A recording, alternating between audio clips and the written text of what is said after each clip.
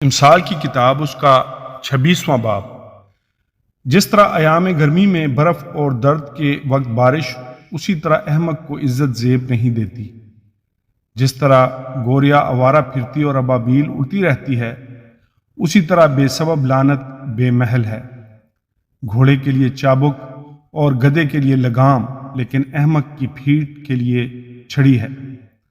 احمق کو اس کی حماقت کے مطابق جواب نہ دے، مبادا تو بھی اس کی مانند ہو جائے۔ احمق کو اس کی حماقت کے مطابق جواب دے، مبادا وہ اپنی نظر میں دانا ٹھہرے۔ جو احمق کے ہاتھ پیغام بھیجتا ہے، اپنے پاؤں پر کلہاڑا مارتا اور نقصان کا پیالہ پیتا ہے۔ جس طرح لنگڑے کی ٹانگ لڑکھڑاتی ہے، اسی طرح احمق کے منہ میں تمثیل ہے۔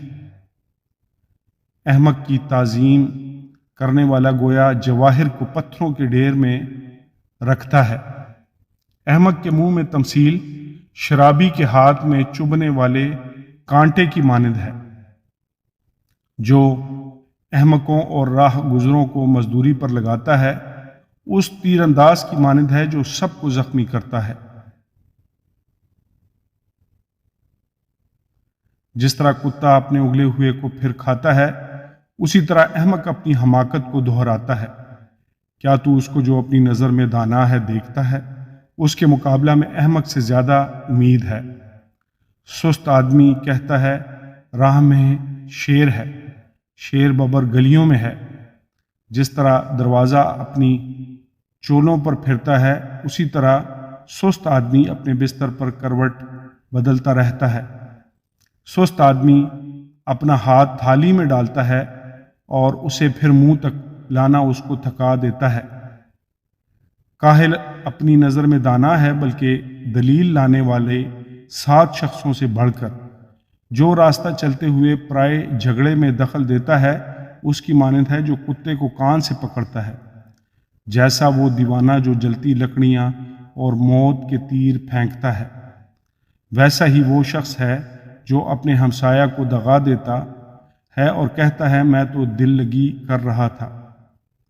لکڑی نہ ہونے سے آگ بجھ جاتی ہے، سو جہاں غیبت گو نہیں وہاں جھگڑا موقوف ہو جاتا ہے۔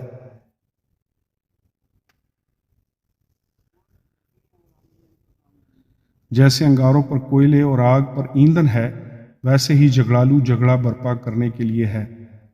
غیبت گو کی باتیں لذیذ نوالے ہیں اور وہ خوب ہضم ہو جاتی ہیں۔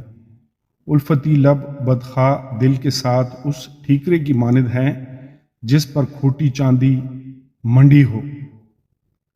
کینہ ور دل میں دغا رکھتا ہے، لیکن اپنی باتوں سے چھپاتا ہے۔ جب وہ میٹھی میٹھی باتیں کرے تو اس کا یقین نہ کر، کیونکہ اس کے دل میں کمال نفرت ہے۔